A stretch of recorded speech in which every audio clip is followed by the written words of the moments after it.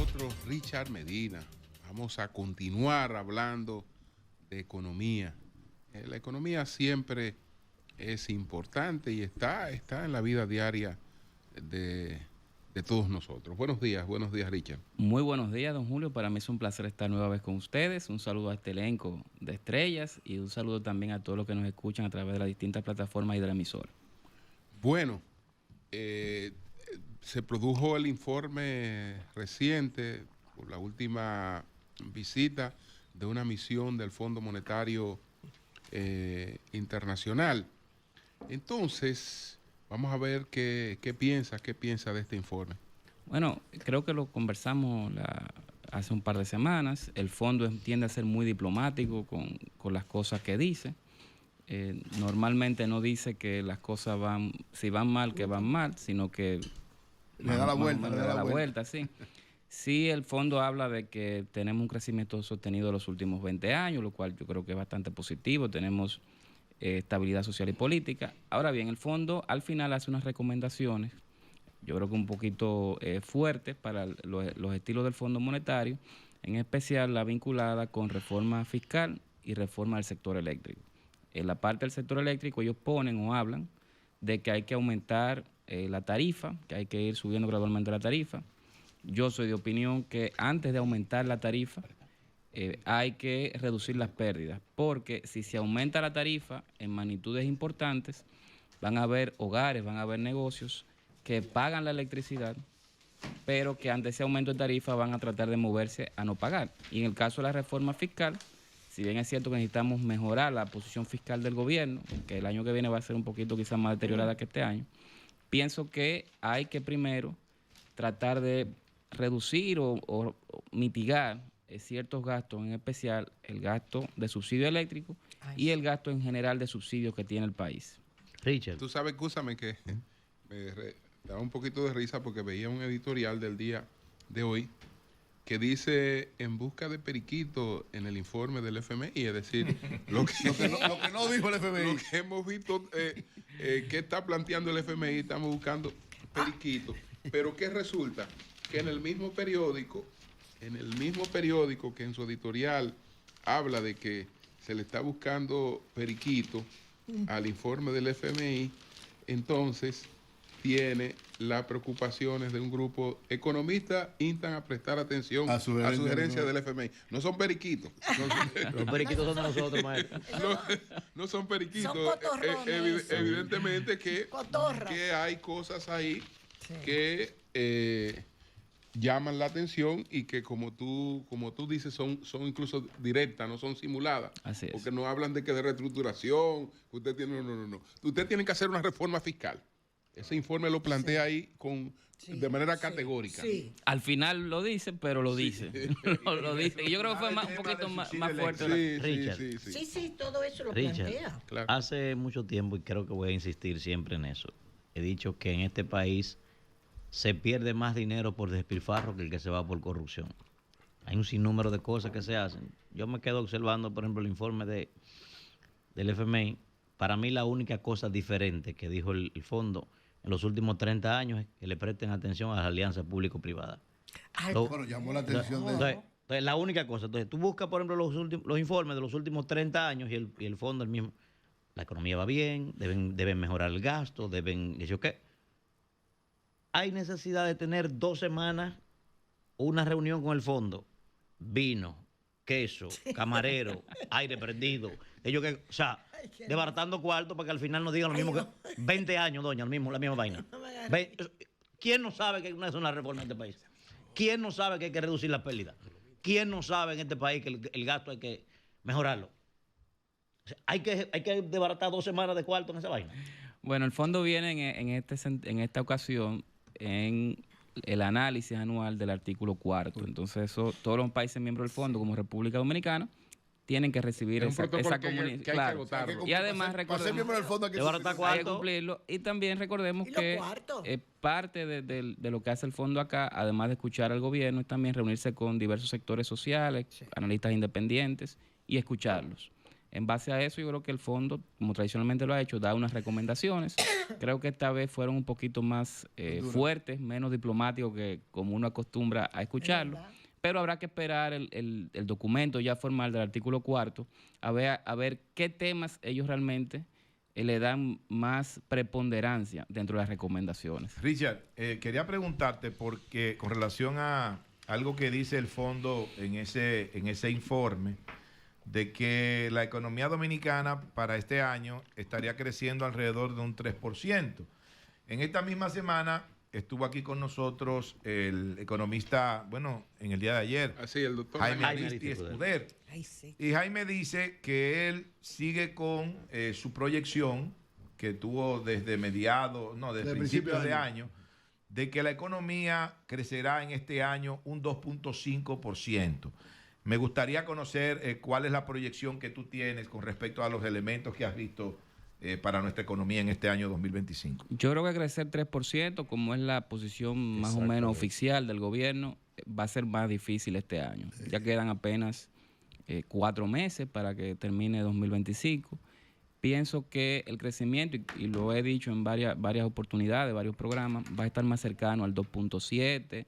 O sea que yo creo que... ¿Tú no crees que llegue al 3, Richard? Lo veo muy difícil, Yo creo que salvo que hayan algún cambio importante hacia final de año. Bueno, lo que pasa es que para también los sectores productores, los sectores productivos, disculpan allí, tú sabes que el motor de la producción, turismo, remesas, exportaciones, zona franca, se alimentan también de una tasa del dólar a la que estuvo establecido el presupuesto, que ahora ronda el 63%, el 63 pesos, perdón. Entonces yo creo que eso puede incentivar un poco el crecimiento. Perdón, Virgilio, para que pueda eso ocurrir, llegar al 3, tiene que crecer 3.7 en septiembre, 3.7 en octubre, en noviembre y en diciembre, para llegar al 3. Y eso no es tan fácil. Es difícil. Yo creo que si uno mira sectores en específico, por ejemplo, turismo, que es el que menciona Virgilio, este año estamos recibiendo menos turistas de Europa y de Estados Unidos, que son los principales emisores de visitantes que tenemos. Entonces, yo creo que por esa parte vamos a tener retos importantes. Con estos préstamos de encaje, una parte se ha ido redireccionando hacia la adquisición de viviendas, sobre todo viviendas de bajos costos para primeros compradores. Eso es bueno. Ahora, yo creo que no ha sido suficiente para revitalizar de manera importante el sector.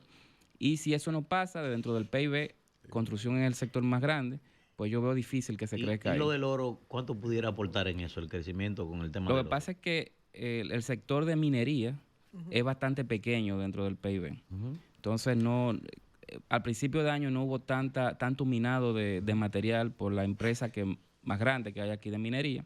Entonces, esos precios del oro se están entrando o impactando más hacia la segunda parte del año. Entonces, no me parece que sea tan relevante, en especial por lo pequeño que es el sector de minería dentro del PIB.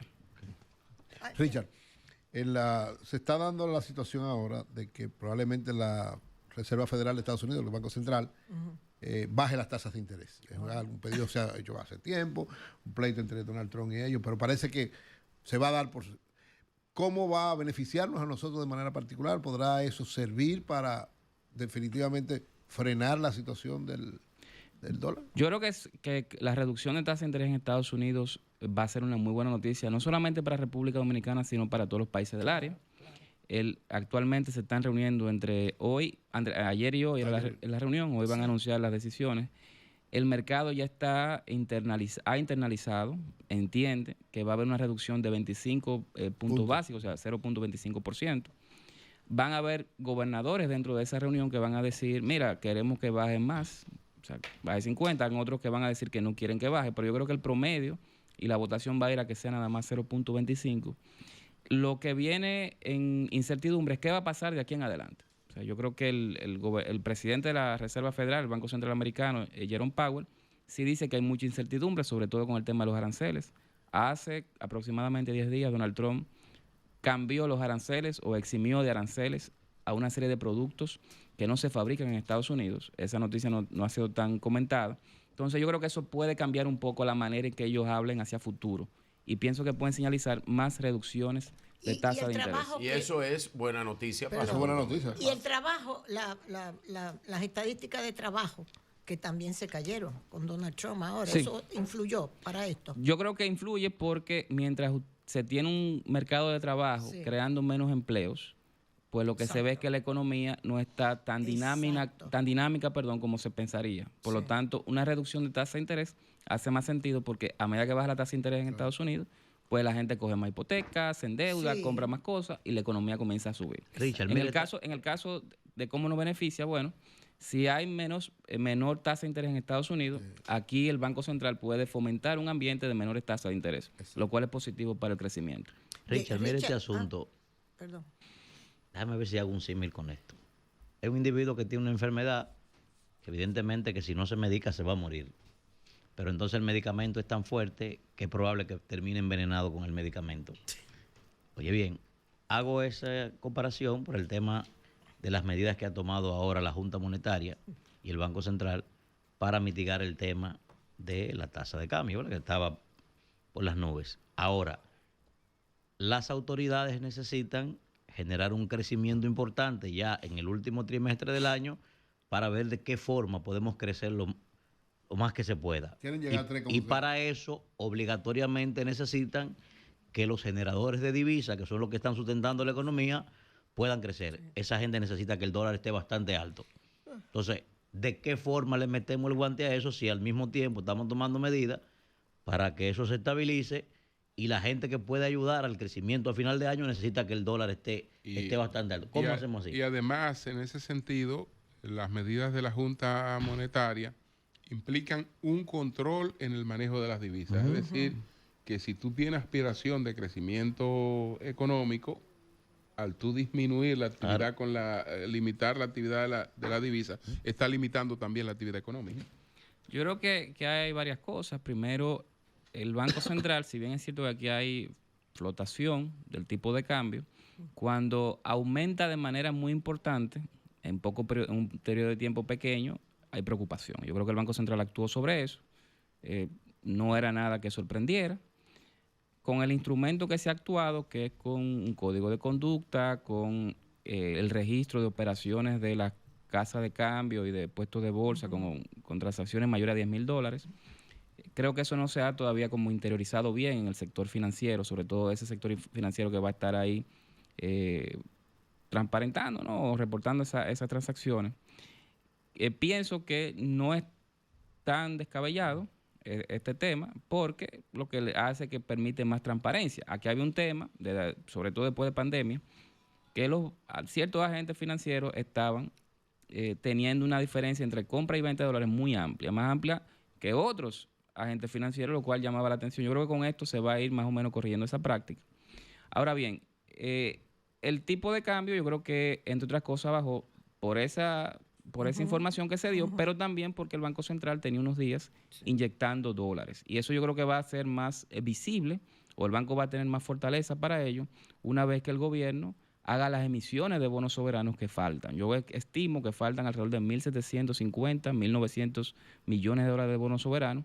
Ese dinero entra a República Dominicana, lo tiene el Banco Central inicialmente, y eso le da más fortaleza para digamos, manejar un poco la situación del dólar. Una acotación, brevemente, decir que en la quincenal se dijo, La semanal. en la semanal, sí, que había bajado la tasa del dólar 100 puntos. No ha bajado 100 puntos. Al día de hoy ha bajado 80 puntos. Sí. Estaba a 64.20 y ahora está a 63.40. La venta, sí, así es. Ha bajado 80 puntos. No 100 como se dijo el lunes. No 100. Permiso. Por favor. En una oportunidad, tengo entendido, puedo meter la pata. En el gobierno de Hipólito se disparó la prima del dólar, tuvimos una crisis. 60 millones. Porque creo que era Malcún que estaba en el Banco Central. Así es. Y Malcún dijo, rumba abierta para baile, cámbienlo. Entonces ahora cuando el Banco Central toma una serie de medidas, como tú estás diciendo, lo han criticado. Pero yo creo que estas medidas son una mejor política que la que tomó Malcún en aquella época de rumba abierta para baile, que creo que Andy estaba también de acuerdo. Bueno, en ese momento lo que se hizo fue que aquellos personas que tenían dinero guardado en Baninter y otros bancos, el Banco Central dio su dinero en pesos. Entonces, toda esa liquidez cayó al mercado, él presionó el dólar, generó inflación, y ahí vino la política del Banco Central de colocar certificados y los renovando para drenar esa liquidez más los intereses que generaba esa liquidez. Y ese es el problema que tenemos hoy del capital negativo del Banco Central y que genera el déficit cuasi fiscal del banco. Es un problema que inició en ese momento y sigue por acá. En este caso, desde la crisis bancaria, 2004, 2005, el país ha tenido la política, y digo el país, no solamente el Banco Central, porque es más un tema social, de que el dólar siempre sube. Siempre sube, el precio del dólar entre 3 y 5%. Cuando sube muy rápido en un periodo de tiempo, como estuvo pasando recientemente, bueno, el Banco Central interviene. Sí. Entonces, en esas intervenciones es como un baile, ¿no? Sube, lo trato de normalizar, baja un poco, sube. Creo que este año hemos visto más zigzagueo en el precio del dólar. El primer trimestre subió mucho, el segundo trimestre bajó mucho, ahora subió mucho y está normalizándose un poco a la baja. Se debe a este clima de incertidumbre que hay en Estados Unidos, pero también a la necesidad que tiene el Banco Central, o que ha tenido, de fomentar el crecimiento económico cuando tiene una restricción externa muy importante, que son altas tasas de interés en Estados Unidos. Entonces yo creo que ese zigzagueo ha venido más que nada por esa situación que ha enfrentado el Banco Central. Muy bien, gracias. Richard, si nosotros logramos potencializar ya a final de año en lo que queda la economía, ¿verdad?, la proyección que tiene, ¿existe alguna posibilidad de algún mecanismo adicional que pueda contribuir a que nosotros cerremos con un 3% de crecimiento, aparte de lo que tú pudieras orientar, decir, mira, estamos haciendo esto, pero adicional debemos hacer tal cosa que va a contribuir al crecimiento? Decía el doctor Jaime Aristi que necesitaríamos crecer por lo menos un 3.7% ya a final de año para lograr cerrar en 3% el crecimiento total. Sí, yo creo que es muy difícil que eso pase, pero como digo, si se hace un plan masivo de gasto de capital y con esta inyección que se va a hacer con el reformulado, dijo así mismo, la probabilidad es casi cero. Con el reformulado eso no pudiera contribuir. Lo que sucede con el reformulado es que yo creo que a pesar de que se pensó bien esa parte, Hacienda no es que ejecuta el dinero. O sea, Hacienda busca el dinero y las instituciones sectoriales son las que ejecutan. Entonces yo lo que he podido percibir es que hay serios temas de ejecución del gasto en los últimos años. Entonces, si eso se resuelve, podría ser, pero lo veo muy difícil ya a estas alturas. Estamos a mitad de septiembre.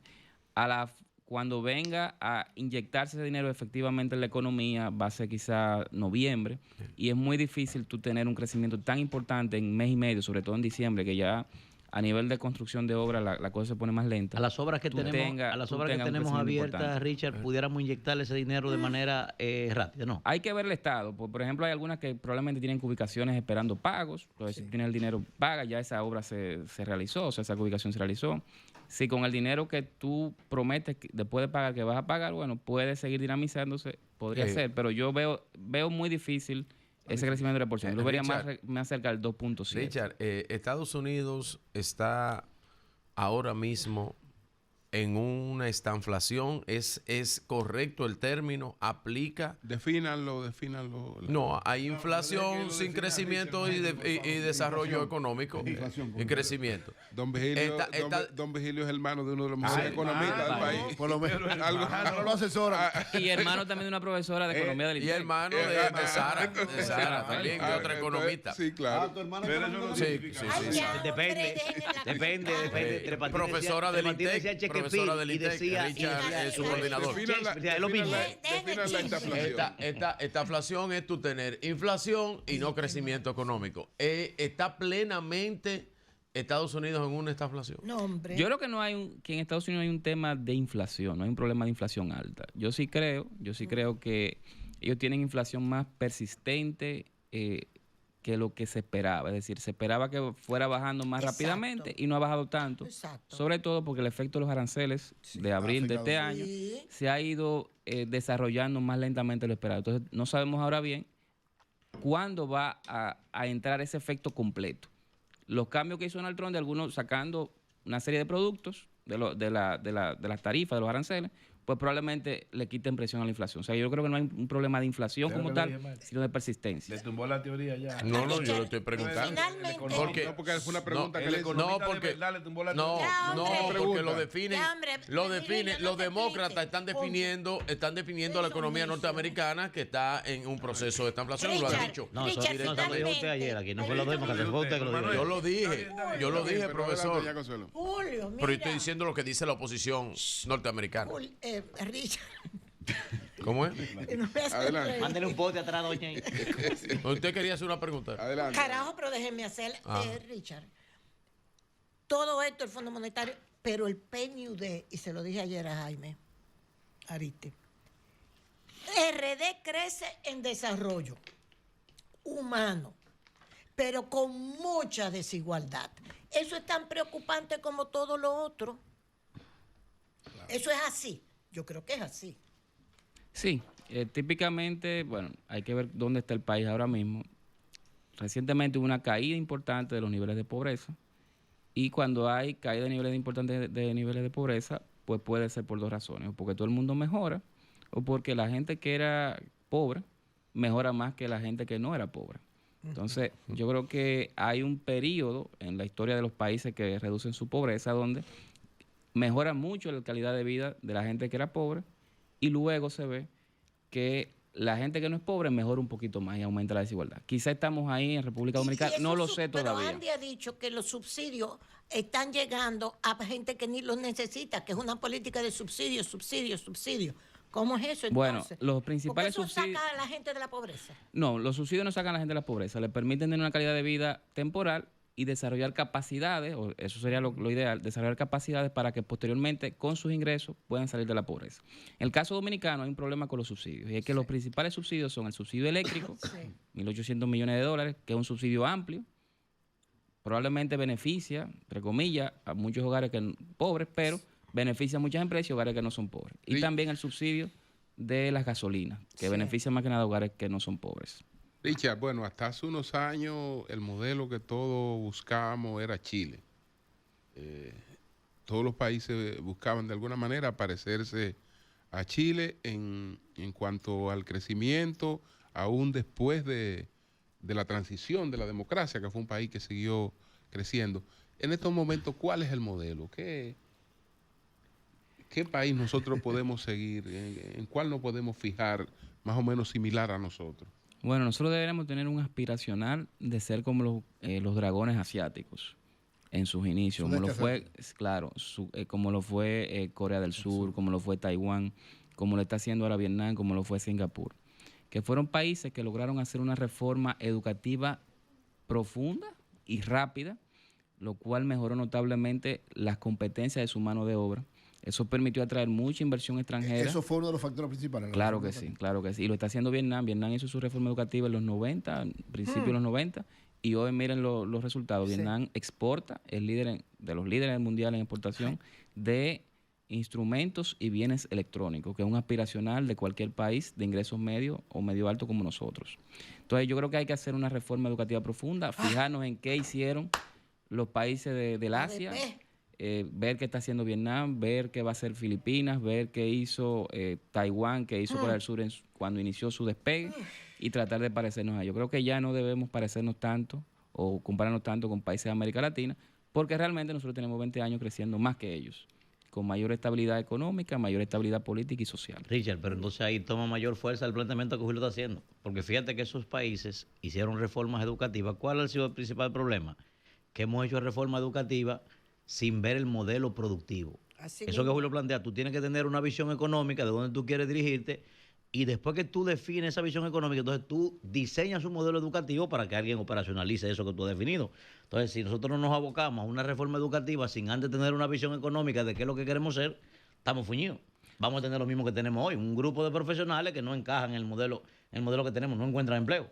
Mira, yo creo que hay cosas muy básicas como, por ejemplo, asegurarnos de que en un segundo curso de primaria todos los niños dominicanos lean bien y tengan capacidad de lectura comprensiva. O sea, que tú le das un párrafo de unas 4 o 5 líneas y puedan leerlo bien. Eso no pasa actualmente. Así Y es. también que Eso temprano, en un tercer curso de primaria, pues los niños y niñas dominicanos puedan hacer operaciones matemáticas básicas, puedan entender algunos temas un poquito de geometría, que eso les permite ir construyendo conocimientos más futuros para entender álgebra, entender trigonometría, que son competencias que se desean actualmente en el mundo productivo.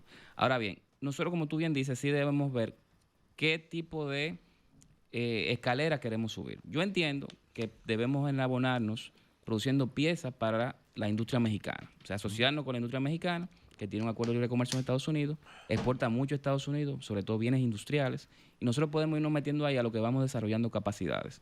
¿Qué hay que hacer para eso? Bueno, tenemos que tener una fuerza de trabajo que cumpla con X, Y o Z competencias, y eso es lo que debemos ir buscando. Estoy de acuerdo con ustedes, pero antes de eso, creo que hay que hacer algunas cosas muy básicas para desarrollar competencias en los niveles iniciales de la educación primaria. Bien. Bueno, pues señores, gracias Saquen el celular de ahí. a Richard Medina, que es el director de la Escuela de Economía de INTEC y es Muy bien. miembro del Comité Político del Partido de la Liberación Dominicana. Muy bien. Gracias. Es miembro del Comité Político. Oh, qué bien. Muy No, bien, muy de bien. las mejores adquisiciones que ha hecho ese comité político. Estrella. ¿Perdone? De las mejores adquisiciones que ha hecho el comité Sí, señor. político. Sí, sí. Muy Estrella. bien, Gracias. qué lindo. Bueno, pues muchas gracias, Richard. Cambio y fuera.